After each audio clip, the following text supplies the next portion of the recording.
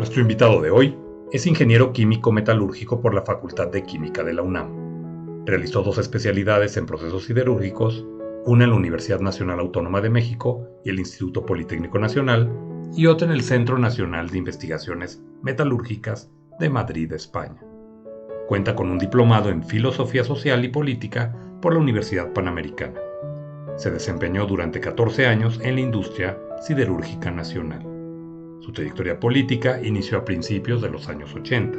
En el año 2003, como Procurador Federal de Protección al Ambiente, y en 2005, como Secretario de Medio Ambiente y Recursos Naturales, estableció políticas públicas para la mejora de la gestión ambiental del país y la vigilancia y cuidado en el cumplimiento de leyes y normas ecológicas.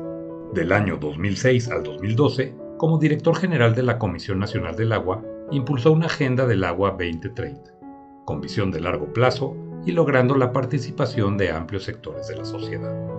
Asimismo, promovió los proyectos hidráulicos más importantes desde la fundación de la Conagua, el túnel emisor Oriente y la construcción de más de 400 plantas de tratamiento de aguas residuales, incluyendo la planta de Atotonilco, considerada la más grande de América Latina. Desde 2012, preside la organización Ciudad Posible, una organización ciudadana y apartidista enfocada en los temas de sustentabilidad de la Ciudad de México con visión metropolitana y de largo plazo.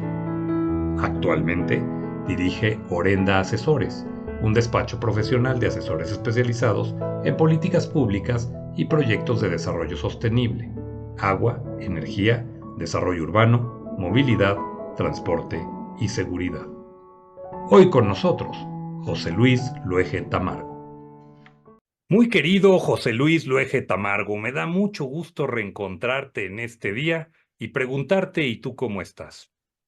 Pues muy bien, Julio. También encantado de poder reunirme nuevamente contigo, vernos después de algún tiempo y felicitarte también por estas iniciativas tan importantes hoy en día. Muchísimas gracias por tu invitación. Muchas gracias, José Luis. Pues bien, hoy el reencuentro se debe, además del gusto de saludarte y tener siempre recuerdos muy gratos de cuando nos tocó colaborar en administraciones pasadas. Así es. Pues desde luego también preguntarte un tema que es fundamental para México y en el cual tú has desarrollado una expertise a lo largo de muchísimos años. Yo creo que eres de las muy pocas personas en México, en el país, que conoce el tema del agua de manera tan profunda. Además de haber hecho un papel destacado en Conagua también, Gracias. entre otras actividades. Pues el día de hoy, José Luis, el tema fundamental que nos ocupa son los temas hídricos del país. Muy bien, Julio. Estamos cruzando sin lugar a dudas por un tema importante, no solo México, yo creo que es un tema global. Estamos pasando por un cambio climático universal. Ya vimos lo que pasó con el huracán Otis, ya hemos visto la magnitud de inundaciones y de fenómenos naturales que han sucedido a lo largo del mundo en los últimos años. Pero yo te quisiera preguntar, José Luis, ¿de qué nivel es el requerimiento de atención que debe tener el Plan Hídrico de México hoy en día? Pues mira, yo te diría, Julio, de seguridad nacional. Yo afirmo que la situación de la sequía extrema que sufrió México el año pasado, junto con otros países, indudablemente, eh, el registro del Servicio Meteorológico Nacional fue la sequía más grave desde 1940, cuando más o menos el Servicio Meteorológico lleva esos registros, ¿no? El asunto es muy, muy serio, ha afectado a miles de familias, a muchas regiones de México, principalmente centro y norte, incluyendo el Bajío, que tú conoces muy bien.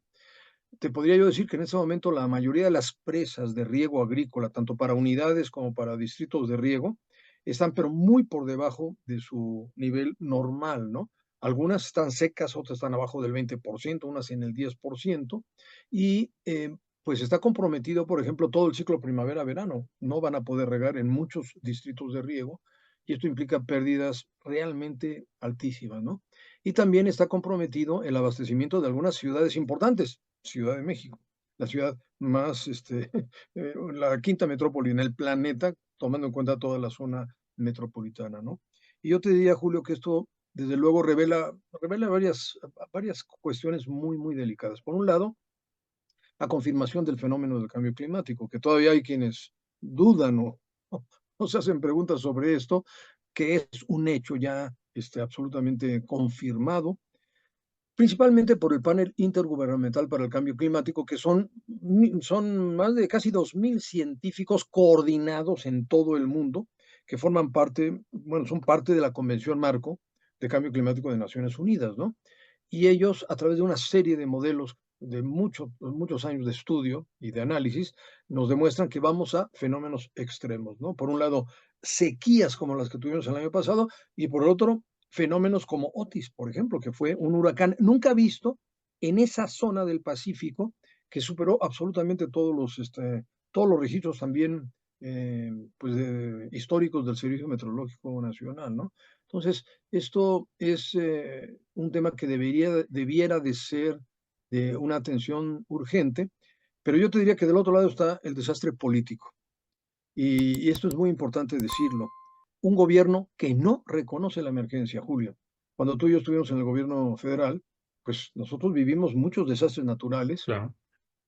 Y sí, yo en mi caso, siendo director de la Comisión Nacional del Agua, en muchas ocasiones formulamos el decreto de tanto de emergencia, luego como de desastre natural, que detonaba un mecanismo y un protocolo de apoyo basado en el famoso FONDEN, el Claro. Fondo Nacional de Desastres. El FONDEN, Fondo Nacional de Desastres, es, digamos, era el instrumento financiero de apoyo a la población afectada por fenómenos naturales, que es el caso, por ejemplo, de esta sequía. Algunos dicen, bueno, no, un desastre natural entiendo que es un terremoto o una inundación. Sí, y una sequía como la que sufre México el año pasado es condición de desastre natural. Pero como a una persona, presidente de la República, se le ocurrió un buen día, eliminó el FONDE en julio, tomó más de, yo creo que eran alrededor de 120.000 millones para irlos y tirar en el Tren Maya, elimina el FONDEN, modifica la Ley General de Protección Civil y se desarticula todo el Sistema Nacional de Protección Civil. Entonces tenemos desastres naturales por un lado no reconocidos y por otro lado el desastre de un gobierno que no reconoce, que no está dispuesto a hacer una declaratoria ni de emergencia ni de desastre natural. Por eso yo califico en este momento en la situación del agua como amenaza a la seguridad nacional que implica pues un cambio radical en las políticas del país, Julio. Hay un tema que es otro desastre también, que es la no continuidad ni de políticas públicas ni de visión a largo plazo. Exacto, exacto. Reinventarnos cada 6 años pareciera ser el deporte número uno, desacreditar a la autoridad que se va o a quien te entrega la dependencia en vez de ver que es Sumar, perfectible, continuar. Y otro tema, también señalar que se clausuran cosas como por temas de corrupción, sin que veamos muchos años después, 5 años y medio después, al menos en este caso, a nadie exacto. absolutamente en la cárcel, ¿no? No es una cultura que México tenga, la de la visión a largo plazo, la de la continuidad, procesos, procedimientos, políticas públicas de largo aliento. Si mal no recuerdo, el área protegida del lago de Texcoco no es de este gobierno exclusivamente lo que hicieron, sino también Luis Echeverría, yo me acuerdo en aquellos años, y lo recuerdo porque lo he leído, no porque yo era muy niño cuando pasó eso, lo recuerdo, había protegido alrededor de 14,000 hectáreas, ¿no? En esa zona. Y cuando ustedes llegan, tú llegas con Felipe Calderón a la Conagua, si mal no recuerdo, ya había menos que eso, habría 11,000, 11,500, y ustedes se dan incluso la tarea de recuperar otras tantas, pero ya Ujú. había Mil, mil, invasiones. 1,500. Ujú. Estoy en lo cierto, ¿verdad? Ya había Es correcto, sí. había habido invasiones, había habido abandonos esporádicos o por algunos años en unas etapas se retomaba, en otros no. Pero esa era una buena iniciativa, ¿no? Lo que habían hecho para salvaguardar esa zona. Déjame primero, si me permites, hacer un comentario sobre lo que tú mencionaste hace un ratito, ¿no? El tema de la continuidad. Yo sí creo que uno de los mayores defectos como país de carácter político es la no continuidad. Es increíble, inconcebible que no podamos tener una visión, como tú bien dices, de más largo plazo y una planeación que independientemente de que cambie un gobierno o un partido político, pues finalmente es por el bien de la nación y deberíamos de darle continuidad. Y tienes toda la razón. Cada 6 años a nivel estatal y federal o cada 3 a nivel municipal llega un nuevo gobierno y quiere inventar el hilo negro normalmente echar atrás lo que hizo el anterior, no importa incluso si son de un mismo partido político. Esto es una reflexión muy importante la que haces y es una de mis mayores preocupaciones. Yo creo que tenemos que hacer un enorme esfuerzo de participación ciudadana de las cámaras, de los colegios, de las asociaciones, para obligar a que en los planes de mediano y largo plazo siempre haya una representación ciudadana sólida de asociaciones de universidades, académicos, especialistas, para precisamente garantizar la continuidad en políticas públicas, sobre todo en el tema del agua. El agua requiere, como tú bien lo sabes, de una visión a fuerza de largo plazo. Es imposible resolver los problemas que lamentablemente ha llegado México, tanto a nivel federal como a nivel local, para resolverlos en 3 o en 6 años. Nosotros siempre, yo he insistido en una política, Julio, por lo menos siempre 30 años adelante, ¿no? Cuando yo llegué a la Conagua, lo primero que hicimos con un gran esfuerzo es esa planeación para una agenda del agua 2030. Claro, siguiendo un poquito el programa de Naciones Unidas, ¿no? De las metas al 2030, las metas del milenio, pero aplicado a un programa hídrico con visión de más largo plazo. Hoy estamos trabajando, bueno, un servidor con un grupo de técnicos y especialistas en una agenda 2050, para que el próximo gobierno vea 25 años adelante. Mira, este tema del Valle de México, yo lo califico como el de mayor vulnerabilidad frente a los fenómenos hidrometeorológicos, tanto por sequías, es decir, falta de agua, como por fenómenos de inundaciones. Yo le llamo la paradoja maldita de quienes habitamos esta gran ciudad, ¿no? Que nos puede llover hasta inundarnos y nos vamos a quedar sin agua para beber. Sí, Es caray. inconcebible esto, ¿no? Y claro, tú sabes la polémica que hay en torno a Texcoco por el tema del nuevo aeropuerto, que en lo personal, pues para mí es un tema difícil, porque efectivamente, al arribo de Felipe Calderón, tengo el honor, realmente me nombra director de la Comisión Nacional del Agua, que para mí fue de verdad una gran experiencia. Es mi máster en agua, ¿eh? Claro, cómo no, Fíjate que desde luego. yo soy de especialidad metalúrgica. Claro, la química siempre está relacionada al agua, eso no, no hay duda, ¿no? Pero realmente no es propiamente mi especialidad, y sin embargo, la Conagua pues, te da una gran Formación, preparación. una visión amplia, claro. Sí, y uno de los primeros proyectos que yo registré, obviamente con la anuencia de tanto del presidente como del grupo del gabinete de infraestructura, es el Parque Ecológico Lago de Texcoco. Por cierto, el mismo nombre que tiene actualmente Sí, el caray. programa que yo en la Facultad de Química.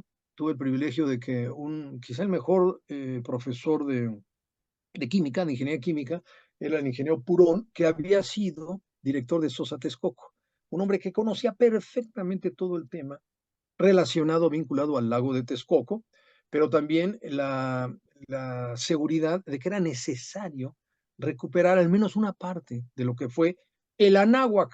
Anáhuac en náhuatl significa sitio junto al agua.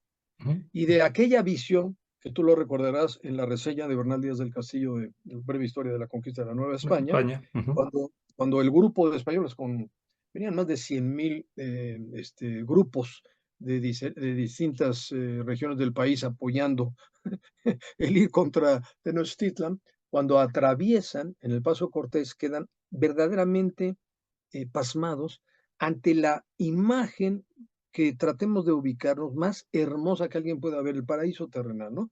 Un valle rodeado de montañas llenas de bosques, con lagos, ríos, manantiales, una cosa increíble, ¿no?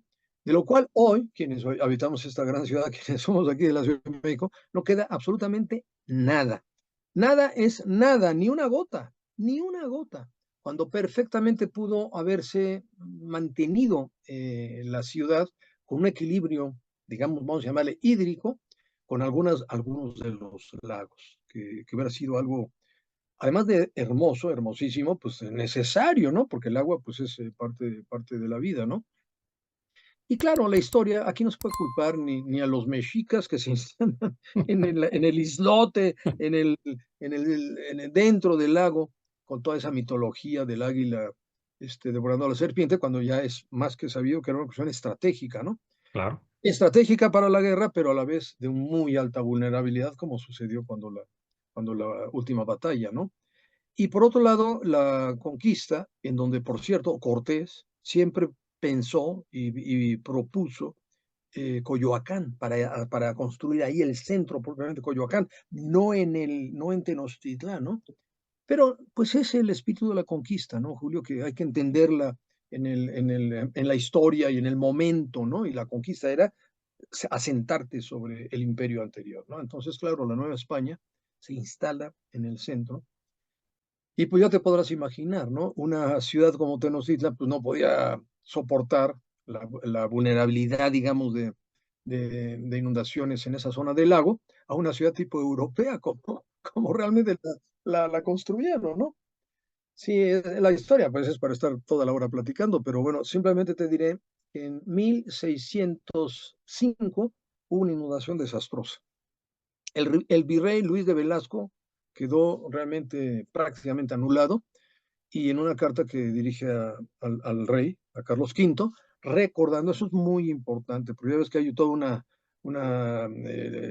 historia hispanófoba, ¿no? Claro. Pero en realidad nunca fue una colonia, México fue parte del reino, era un virreinato. Bueno, el tema, el rey manda a su cosmógrafo, que era un alemán matemático, un genio, que se llamaba Heinrich Martin, y aquí le llamaron Enrico Martínez. Y ese hombre, en el año de 1605, y realizó toda la topografía, revisó todo el Valle de México, cómo estaban los niveles, etcétera, etcétera, y dijo, en este punto, que se llama Nochistongo, al norte del Valle de México, dice, voy a construir un túnel y voy a desviar el río Cuautitlán que alimentaba el lago de Zumpango y lo voy a llevar al río Tula. 1605, Julio, y tenía razón, absolutamente tenía razón.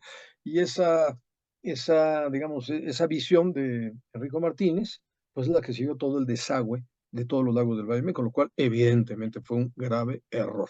De ahí vino, en el 72, efectivamente, después de muchos años de estudios que vinieron desde el ingeniero Nabor Carrillo, rector de la UNAM, la idea de rescatar al menos una parte de la zona lacustre, ¿no? Y de ahí surgió el Plan Lago de Texcoco, 1972, que nació con mucho impulso, mucha lana, pero que como tú bien recordarás, porque más o menos, aunque soy mayor que tú, por ahí Sí, claro. andamos, vinieron todas las crisis económicas, el proyecto quedó sin apoyo y se desvaneció sobre todo a finales pues, del siglo XX, ¿no? Y cuando yo tuve la oportunidad de estar al frente de la Conagua, lo revivimos, ¿sí? Yo sigo pensando que es importante, aunque está la dichosa polémica que tú conoces muy bien, pues del aeropuerto. Es una cosa difícil de explicar, pero bueno, dependiendo de tu tiempo. Yo podría estar aquí más de 2 horas, nada más No, con hombre, eso, con el me tema, ¿eh? encanta platicar de eso, me encanta, y más la historia, me encanta, es más, deberíamos de hacer luego un programa también donde esté Francisco Martín Moreno Ah, más, y como no, donde que lo conoce muy esté, bien. y donde esté Zunzunegui, Sí, cómo no. que platiquemos de todo esto y sería padrísimo, es más, prometo buscarlos Sí, sí. y que platiquemos de esto, porque es un tema, Zunzunegui por la historia, Francisco Martín Moreno con el libro aquel que escribió hace muchísimos años, que pareciera que si, bueno, hoy lo revive, pareciera que es pertinente Sí, y que lo hubiese hecho ayer, ¿verdad? lo leí efectivamente, sí, sí, Exacto. muy interesante. Entonces, yo lo que te decía, fíjate, sin embargo, yo me acuerdo, el aeropuerto, la ampliación del aeropuerto Benito Juárez, ahí en esa ubicación, de cualquier manera hubiera utilizado alrededor de 4.000 hectáreas, ¿no? De estas que mencionamos hace rato, de las once Pues mil y cacho, o 14.000 que hubiese habido. ¿Es mira, así o no?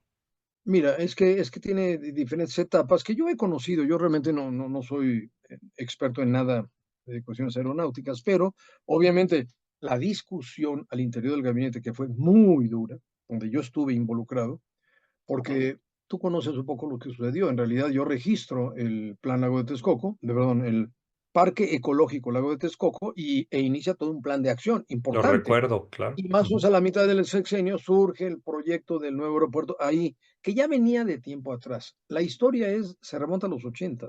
Sí, Entonces, era un tema acariciado eh, por muchas por mucho tiempo, en administraciones. realidad en los 80, el proyecto, desde mi punto de vista, era mucho más factible o más lógico, que era una especie de T3. Imagínate Madrid, que ves que tiene la T1, la T4. Ahora tenemos la T2. En el 80, la T2 no era donde está actualmente Aeroméxico, sino que era donde está el tiradero de basura más grande de América Latina, el Bordo Poniente. Ahí iba a estar el edificio de la T2 con una pista, digamos, paralela a las otras dos pistas que actualmente tiene el Benito Juárez. A mí ese proyecto no lo conocía a detalle, pero hubo un rechazo muy fuerte, sobre todo de ambientalistas, en defensa del Plan Lago de Texcoco. Sin embargo, ese proyecto sí hubiera podido convivir con la zona federal del lago de Texcoco, según lo estudié yo, y no, se vino abajo el proyecto y luego, de una manera verdaderamente increíble, decidieron tirar ahí el basurero más grande de América Latina, en la zona federal, que era zona de reserva ecológica y era parte del plan de rescate ecológico, Plan Lago de Texcoco. Entonces, quien autorizó el bordo poniente, pues fue un salvaje, imperdonable, porque tú recordarás que es cuando el tiradero de Santa Catarina, ahí por la salida a Puebla, tuvo Ujú, muchos problemas. Lo claro. tienen que cerrar y no tenían una planeación para tener un nuevo manejo de basura. Y se toma una decisión verdaderamente absurda. Y entonces el bordo poniente pues impide ya la posibilidad, o lo impidió durante mucho tiempo, de ampliar el aeropuerto. Benito Sí, Juárez, porque claro. el nuevo aeropuerto implicaba la cancelación absoluta del actual aeropuerto Benito Juárez. A ver, el sistema Cutzamala representa solamente el 30% del abastecimiento para la Ciudad de México, pero el acuífero de aguas subterráneas es el que realmente hace la gran aportación. ¿Es así? Así Más es. el Lerma. ¿El Cutzamala qué lo componen? ¿Siete presas? Así es. Mira, tenemos, digamos, las fuentes de abastecimiento para toda la zona metropolitana, es decir, CDMX más toda la zona metropolitana de la Ciudad de México, que para fines prácticos, Julio, es la misma metrópoli. Es decir, el tema de la visión metropolitana es fundamental para atender ese tema del agua y muchos otros, porque es la misma cuenca hidrológica, es la misma cuenca atmosférica y son los mismos problemas. Y la conurbación es a tal grado que está íntimamente ya relacionada a toda la metrópoli, toda la ciudad.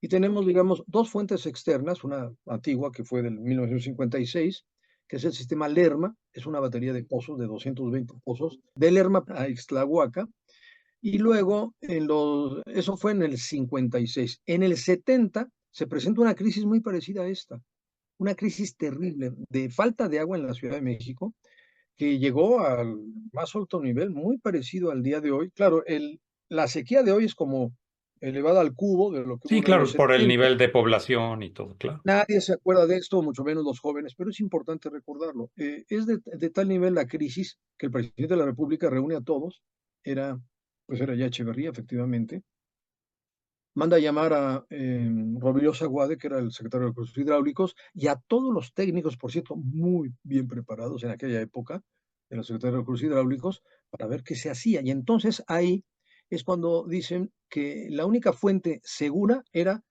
un sistema hidroeléctrico muy antiguo, que se llamaba Miguel Alemán, porque Miguel Alemán así le puso, pero el sistema hidroeléctrico Miguel Alemán en realidad es muy anterior, es de los años 30, que eran presas que se construyeron para generar, mover turbinas, un sistema hidroeléctrico, pero hacia la cuenca del Pánuco, es decir, al revés de cómo actualmente está funcionando, ¿no?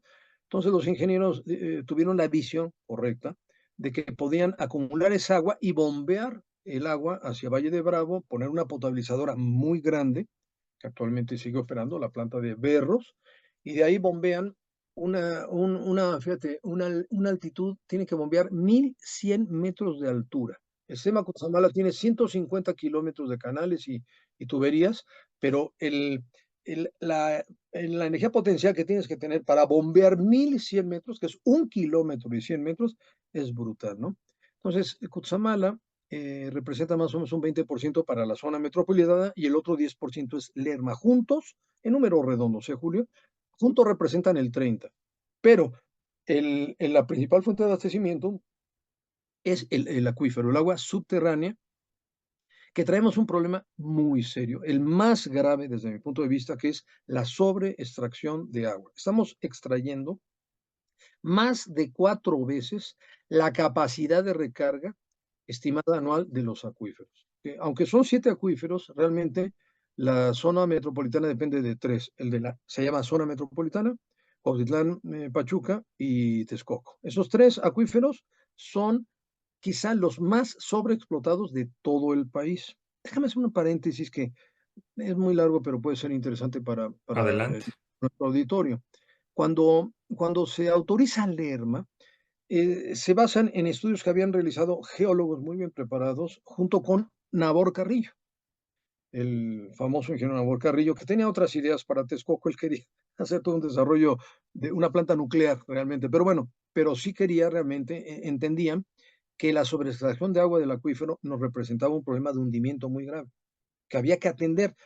¿Qué propone Nabor Carrillo? Dejar de extraer el volumen, te estoy hablando de los 50, y obviamente se autoriza el proyecto del Lerma, pero se firma con sangre que en cuanto llegue el volumen del Lerma, el volumen equivalente se dejaría de extraer del acuífero. 1950. 1970, la crisis brutal de sequía de ese año, que mueve al problema de, perdón, al proyecto de Cutzamala, y el presidente dice, pues háganlo. Y claro, Rodríguez Aguade le dice, sí, cómo no. Y pregunta al presidente, ¿pero cuánto tiempo calculan ustedes? Pues mire, presidente, por lo menos 5 años. Ya te imaginarás la bronca que se armó ahí. Y bueno, yo creo que ahí hubo rayos y centellas, y entonces deciden un programa que le llaman PAI, Programa de Acción Inmediata, para perforar 220 pozos, muy, muy parecido al Lerma, pero en la zona de Barrientos hacia el norte. Y entonces se construye el PAI con carácter de emergencia, igual que están haciendo ahorita, cuando en realidad lo que buscaban era evitar la sobreexplotación del acuífero por la emergencia, al igual que hoy decide la Secretaría de Recursos Hidrológicos, la presidencia, pues vamos sobre el acuífero, ni hablar, porque necesitamos agua, ¿no? Pero firman con sangre, Julio, que en cuanto llegue el proyecto de Cutzamala, tanto el volumen del PAI como el volumen equivalente que ofrezca Cutzamala se dejará de extraer del acuífero. Ni el Lerma, ni el PAI, ni Cutzamala se movió un litro. Es decir, lo único que provocó al tener ya mayor volumen es el crecimiento explosivo que tú y yo conocimos, completamente absurdo, ilógico, anárquico, de la famosa zona metropolitana. Entonces, hemos firmado nuestra sentencia de muerte, mi querido Julio, con estas acciones irracionales. ¿Qué pasa con la presa Madín entre Naucalpan y Atizapán, la disposición de dar agua a la Ciudad de México de esa presa, que yo no sé si es presa o es vaso regulador? ¿Tú qué opinas de eso? Yo paso No, por la presa Madín y la veo más triste y seca que nunca, no, no, mano. no, y además súper contaminada, pues es una tristeza que parte de mi comentario anterior. O sea, al no haber respetado los acuerdos para evitar la sobreexplotación del acuífero y lejos de ello promover, ahí te das cuenta por un lado de la corrupción, por otro lado de la ambición inmobiliaria desmedida, obviamente vinculada a la corrupción en los tres órdenes, ¿no? Desde la presidencia, los estados, el DF, el Estado de México y todos los municipios, ¿no? Una corrupción verdaderamente brutal que conlleva una metrópoli donde hemos roto todos los límites, digamos, de sostenibilidad. Esta ciudad es 100% vulnerable. Por ahí un día Marcelo Ebrard dijo que habíamos obtenido el premio de la ciudad más resiliente del mundo. Es una mentira. Somos la ciudad más vulnerable del mundo y nos la estamos jugando, Julio. Es una cosa tremenda. Bueno, estas presas que tú mencionas, que en realidad son varias, está la presa Madín, un poquito más al norte la presa de Guadalupe y un poquito más al norte está la presa La Concepción. Mm. Todas son presas de riego agrícola para distritos muy viejos o unidades de riego muy antiguas que ya fueron absorbidas por el crecimiento urbano. Prácticamente Madín está rodeada ya completamente. El lago de Guadalupe, que es presa, está totalmente ya rodeada. Y la Concepción se salva un poquito, porque Tepozotlán, esa zona se mantiene afortunadamente todavía en la zona donde está la presa sin una fuerte urbanización. Lo que está pasando, Julio, que es un proyecto que llevamos nosotros, mi equipo de trabajo, es que esas presas sí van a ser muy útiles en el futuro, junto con Texcoco y junto con otras áreas que requerimos en el Valle de México para potabilizar agua. El proceso es un proceso que lo tenemos muy estudiado, se llama tratamiento indirecto. Nos estamos siguiendo un ejemplo muy exitoso en Singapur, que consiste, tomas las aguas negras de las zonas en torno a la presa, les das un tratamiento primario, se llama, que es un biológico de lodos activados, hay varios tratamientos primarios. Con ese tratamiento primario se quitan contaminantes, carga orgánica, sólidos, etcétera, grasas, etcétera, se vierte en la presa, es un afluente de la presa. Y la presa te permite la oxigenación, la aireación del agua, para que tú puedas posteriormente en una planta potabilizadora potabilizar el agua. Entonces Madín ya cumple esa función. Madín, bueno, no tiene, faltan plantas de tratamiento. Ahora está ya muy contaminada, pero existen ahí 2 plantas potabilizadoras, una antigua y otra que acaban de concluir. Sí, sí, esta llevó 2 años operando. Así es. Cada que Esa, paso veo el avance. ¿No? operando las 2 plantas no tiene capacidad Maín, se la chuparían en un ratito porque es muy pequeña la presa relativamente, ¿no? Ese mismo proyecto nosotros lo estamos impulsando para Guadalupe y ¿cómo se llama? La Concepción. En un futuro hay otra que es la famosa Laguna de Zumpango, que es totalmente artificial. Y en un futuro nosotros estamos viendo varios proyectos. Por ejemplo, Jico es una zona que por los hundimientos tan fuertes del Valle de México, se ha hecho una laguna que ya siempre tiene espejo de agua, que todo el mundo trata de rellenar porque quieren urbanizar, Julio, quieren urbanizar al último centímetro cuadrado del Valle de México. Es un harakiri. Yo digo que el puñal ya lo tenemos como un centímetro dentro, ya no más falta Empujarlo empujarlo. tantito, Es claro. impresionante que ante las evidencias de que vamos a un desastre anunciado, absoluto, catastrófico, impensable, a pesar de ello, sigue la misma idea, obviamente, en función de recursos de corrupción, de ambición tremenda, ¿no? Y Texcoco sigue siendo para todos hoy un debate, lamentablemente para mí, pero yo sigo insistiendo, es mi convicción, por supuesto que respeto todas las demás, aún en los mismos equipos de gobierno, que hay que rescatar Texcoco con lagunas reguladoras y con lagunas para poder hacer ese tratamiento que yo te menciono indirecto. Es decir, en un futuro, la captación de agua para el Valle de México tiene que ser a lo bestia. Necesitamos, yo estoy de acuerdo en captar agua en los techos, etcétera, pues que te da una idea de que puedes captar agua de lluvia, pero yo quiero captar 1.000 millones de metros cúbicos de agua al año. Quiero dar un dato muy breve. Lo que llueve en el Valle de México anualmente son 6.700 millones de metros cúbicos. ¿Qué es eso? Casi 3 veces todos los usos al máximo del Valle de México. Industrial, agrícola, lo poco que queda, y público urbano y comercial, ¿no? ¿Qué significan 6.700 millones de metros cúbicos? Es la segunda presa más grande de México, Malpaso. Como si tomáramos yo la presa al año y la vertiera en el Valle de México, que obviamente nos inundaría. Esa es la cantidad de lluvia que tenemos en el Valle de México y no aprovechamos, Julio, ni una gota de agua. Ni una gota de agua. Yo te preguntaría, José Luis, a ver, el tema del agua pasa por varios momentos: eficiencia, captación, potabilización, distribución, etcétera. Pero tiene un enemigo durísimo que se llama corrupción. Los organismos operadores de agua municipales, más la infraestructura de estos organismos operadores que parecen coladeras, pues la verdad es que los pusieron una vez y sabe Dios cómo estarán esas tuberías, qué cantidad de agua potable se pierde en las líneas de distribución de los organismos operadores. Yo creo que debe ser una cantidad brutal. ¿Qué pasa con todo esto? ¿Cómo poner un orden ahí? ¿Cómo diseñar una política Pues pública de alto, digo, aparte de la voluntad política, desde así luego, es, así y es. la Pues está, comprensión, ¿no? yo te hablé iniciando nuestra plática de 2 desastres, ¿no? Por un lado, el fenómeno del cambio climático que es real y el cual nos obliga a la mitigación, a la adaptación, a la restauración, pero por otro lado, el desastre político de México. Y esto que mencionas está en el desastre político de México, ¿no? Mira, los organismos operadores municipales deben ser organismos técnicos, deben ser organismos que tengan un consejo de administración ciudadano y que tengan personal técnico de carrera y un plan hídrico de largo plazo, lo que hablábamos de la falta de continuidad, ¿no?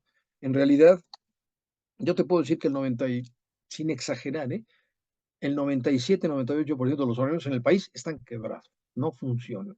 Es un vicio que lamentablemente se ha prolongado. Pero por el otro lado, sí tenemos también organismos que operan con alta eficiencia y que son ejemplo. O sea, sí podemos hacerlo si queremos, ¿no? Pero en general es una situación muy, muy grave, producto de la corrupción. Realmente los organismos a nivel municipal se convierten o se convirtieron en la caja chica del municipio, en donde el tesorero y el alcalde pues, toman el dinero como si fuera dinero para todos los usos. Pues, también hay que decirlo, a lo mejor en función también de necesidades urgentes, emergentes, no lo sé, ¿no? Pero el hecho es que todo está verdaderamente en una situación, yo te diría, desastrosa. Entonces, por eso planteamos una visión de más largo plazo, por lo menos al 2050, para obligar a un programa de mejora de eficiencia, ¿no? Perdona que haga un comentario político electoral que a lo mejor no, a lo mejor me lo vetas, pero bueno, yo No, te lo no, hago. jamás, jamás, Porque quiero jamás, decir jamás. con toda honradez que yo también, bueno, estoy realmente trabajando en el plan hídrico para el frente opositor, para el Frente Fuerza y Corazón por México que impulsa a Xóchitl Gálvez a la presidencia. De ahí viene la Agenda 2050, ¿no? Ok. Y aquí nosotros lo que estamos realmente denunciando es que este gobierno en particular, el gobierno anterior fue muy corrupto, pero este de gobierno López Obrador en particular es verdaderamente desastroso porque abandonó la política hídrica. Es decir, agarró la Agenda del Agua 2030 que habíamos entregado y la tiraron a la basura. A la Comisión Nacional del Agua le redujo la mitad de su presupuesto operativo. Como, no, pierde a su personal técnico, o sea, todas las áreas técnicas de inspección y vigilancia, de administración del agua, de atención a emergencias, Julio, prácticamente las desmantelaron. Eso es una vergüenza mundial lo que hicieron. Pero nosotros traíamos, tanto la administración del presidente Fox como del presidente Calderón, que me tocó a mí estar al frente, programas de mejoras de eficiencia, tanto en la parte agrícola, que si hay tiempo lo comentamos, que es el número uno, y mejora de eficiencia de los organismos operadores municipales. Y eran programas muy eficaces, muy eficientes, porque nosotros poníamos un presupuesto federal, pero que obligaba al paripasu, que o lo ponía el Estado, o lo ponía el municipio, o lo podía poner también en entidades público-privadas, ¿no? Y entonces logramos una detonación en la tecnificación de organismos. Había un programa que le llamamos programa de mejora de eficiencia, donde nosotros entregábamos un fondo, obviamente obligado el organismo a poner la otra parte, en donde construimos muchísimas. Nosotros construimos, por ejemplo, plantas de tratamiento de aguas residuales, 400 entre ellas a Totonilco, que es la más grande de América Latina, las dos macroplantas de Guadalajara que llevaron al 100% y la ampliación de la de Monterrey. Nada más para decirte algo. Esta admisión no ha construido una. Pero además el problema es que este programa, el programa de mejora de eficiencia, nosotros obligamos a que el organismo tuviera un consejo ciudadano, con un presidente ciudadano, obligado, que no tenía que ver nada con el director que nombraba el alcalde. Entonces obligamos a la tecnificación en serio de la Unión y fue un éxito. Llega este gobierno y ese programa que superó los 20,000 millones, lo llevaron a cero, cero, es ni un centavo. Esto que te digo de organismos lo aplico también para tecnificación de riego agrícola. Todos los programas de mejora la tecnificación los llevaron a cero. Eso es imperdonable. Perdóname, pues estamos en una campaña. Yo sí le pido al elector, analiza bien qué es lo que quieres, qué es lo que quieres para tu futuro, porque esta administración pues desmanteló muchas instituciones, Julio. Es un problema. José Luis, se nos ha ido el tiempo y debo preguntarte tres acciones que tú recomendarías como inminentes, estratégicas para ese nuevo gobierno, garantizar un plan hídrico de largo aliento y acciones inmediatas que tendrían que hacerse para garantizar que tanto el área metropolitana como el resto del país Sí, sí, sí. puedan tener una viabilidad en el tema del manejo y uso del agua, ¿no? Sí, mira, yo lo manejo, Julio, en un decálogo. Ah, ok, 10, está bien, Es muy perfecto. difícil hablarlo de tres, pero No, bueno, no, de está memoria, perfecto, porque sí. el primero es visión de largo plazo y visión de cuenca, es decir, un plan de acción que le llamamos Agenda del Agua 2550. Eso es fundamental, pero que sea con visión de cuenca, porque las cuencas son independientes de las visiones políticas de, lo segundo es la tecnificación al máximo maximum del riego agrícola, con obviamente selección de cultivos de mayor valor agregado y menor consumo de agua. Nosotros gastamos muchísima agua en riego por inundación de parcela, que ayuda a la recarga del acuífero, pero el problema es que se te va ahí toda el agua para riego de maíz, frijol, etcétera, cuando en realidad pues puedes importar maíz de Ucrania, de Rusia, de Argentina, de Canadá, a mucho mejor precio y obviamente con la huella de agua, ¿no? Y ubicar nosotros más hacia la agricultura de mayor valor agregado. El otro aspecto es la tecnificación al máximo maximum de todos los organismos operadores. Vinculados a esto mismo está el tratamiento al 100% de las aguas residuales. No puede ser, Julio, que la norma es del 94 y luego actualizada en el 2000 y luego vuelta a actualizar en el 21, pero no se cumple. La famosa NOM 001, Semarnat que ahora se actualiza en el 2020, se publica en el 22 y no se cumple. Bueno, tratamiento al 100%, pero con un objetivo que es el siguiente punto, el intercambio de agua tratada por agua de primer uso. Es decir, yo trato todas las aguas municipales y te las entrego a ti, agricultor, con la condición de que tú dejes de extraer del acuífero agua pura, ¿no? Y que me des la oportunidad de que el agua del acuífero yo la utilice para consumo humano. A esto le llamamos intercambio de agua, que puede ser para uso industrial y puede ser para uso agrícola. Otro aspecto importantísimo es la participación. Realmente la Ley de Aguas Nacionales contempla los consejos de cuenca, que es muy importante. Hay 754 cuencas, 37 regiones hidrológicas, pero la Conagua está subdividida en 13 regiones hidrológico-administrativas, ¿no? Y ahí hay 13 consejos de cuenca. Cada consejo puede tener N, los que sean comisiones o comités, dependiendo del tamaño de la microcuenca, ¿no? Pero hoy lo importante es que la gente participe, usuarios, vecinos, académicos, autoridades municipales, estatales, etcétera, etcétera, ¿no? Y lógicamente viene el tema también de la capacitación. Yo me reúno, Julio, con distritos de riego, comunidades de riego, con pura gente mayor que yo, ¿eh? O de mi edad o mayor que yo. ¿Y dónde están los jóvenes? No, olvídate, José Luis. Aquí no, nuestros hijos no están en esto. No toman Todos están agua. fuera. Porque no, lo que pasa es que ellos ven, Julio, el fracaso, el riesgo, las Sí, el pérdidas, la futuro. inseguridad. Dicen, no, yo aquí qué hago. Pues yo les digo, ahí está el futuro. Ahí está. En la tecnificación al máximo posible de las unidades de riego, de los distritos de riego. Ahí está realmente la innovación, la tecnificación, la preparación de jóvenes, porque la agricultura moderna es ultra Eficiente, tecnificada eficaz, en el claro, mundo sí. entero. Y para eso necesitas jóvenes muy bien capacitados y no los tenemos. Los jóvenes están ya en otro lado. Y yo te diría el tema educativo y el tema de cultura del agua, que es fundamental, ¿no? Temas centrales de que entendamos, el agua es un bien, es un recurso renovable, es un bien abundante en la naturaleza, pero estamos perdiendo el agua disponible, lo que se llama el agua dulce disponible, esa es la que estamos perdiendo. Y hay gente, por ejemplo, dicen, bueno, muchas ciudades en Arabia, todas son por desalación. Sí, ciudades que están en el desierto y que son litorales, pero nosotros estamos asociados a muchos ecosistemas, ¿no? Por eso el tema último para mí es importantísimo, que es el tema ambiental. O sea, tú no puedes desvincular el agua del bosque y de las áreas naturales de recarga de los acuíferos. Por ejemplo, la Ciudad de México, toda el área poniente del Valle de México es la zona de recarga del acuífero. Sí, la hemos encementado y asfaltado y la hemos impermeabilizado, ya no hay recarga. Entonces, cada vez hay más demanda, más extracción de agua, igual que en los 70s. ¿Cuál fue la decisión ahora del gobierno federal? Perfora más pozos, hay una emergencia, perfora pozos. Oye, ¿no te das cuenta que estás acelerando la pérdida del acuífero? Bueno, las áreas de recarga las hemos destruido, entonces requerimos necesariamente restaurar muchos ecosistemas que tristemente los hemos destruido. Y el Valle de México es quizá el mejor ejemplo de la autodestrucción, de un suicidio anunciado. Nosotros hemos firmado nuestra sentencia como ciudad. A mí luego me hablan de catastrofistas. Yo les digo, vamos en una caída libre a una situación inmanejable en materia de agua.